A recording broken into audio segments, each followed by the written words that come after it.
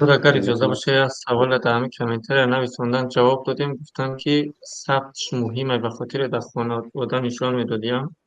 شما پرسیم بله یک برادرش از بیبی شیر خوردگی است.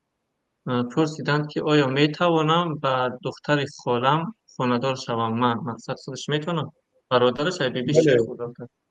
بله این جوان میتواند دختر خالش خاندار شود.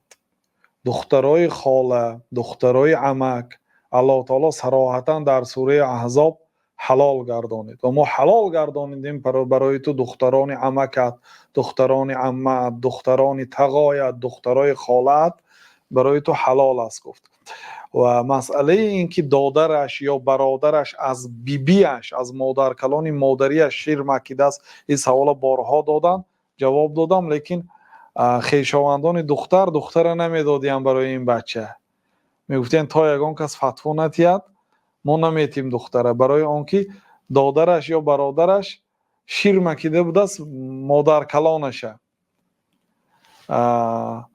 بله اون دادرتان یا برادرتان که مادر کلانتان مکیده است شیر مکیده است، خاله شما خواهر شیریش میشد و دختری خالتان برای همون برادرتان جیان میشه، جیانی شیری. جیان ممکن نه خاندار شدن، یعنی دختری اکا، دختری برادر، دختری دادر، دختری خواهر، اینا ممکن نه خاندار شدن چون که شما تقایش میشید، یعنی که همین برادرتان. اما شما به این دخل ندارید چون برادری شما شیر مکیده است یا دادری شما مکیده است مادر کلانشه، نه شما.